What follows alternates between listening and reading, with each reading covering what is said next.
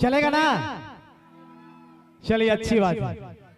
और हरिया दारू के दुकान तरफ ध्यान देंगे। ड्रोन कैमरा घूम रही है, किसी भी तरह की कोई लड़ाई झगड़ा ना होनी चाहिए। कैमरे की नजर में है आप।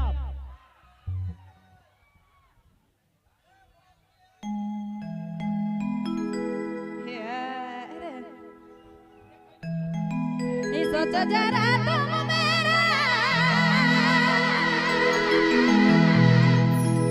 सोचो जरा तुम मेरा, बनूंगा तुम्हारा कर कोने कोना, दिल में समाऊंगा, दिल में समाऊंगी, हृदय कर कोने कोना।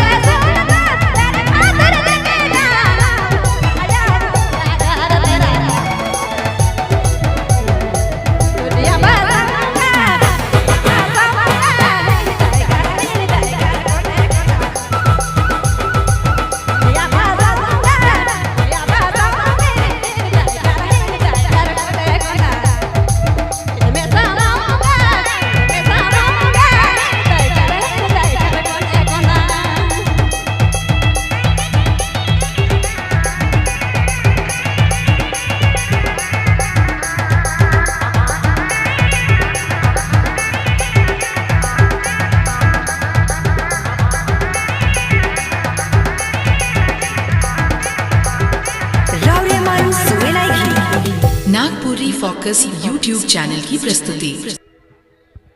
भैया लेजर लाइट नहीं मारेंगे, लेजर लाइट बिल्कुल स्टेज में नहीं आना चाहिए।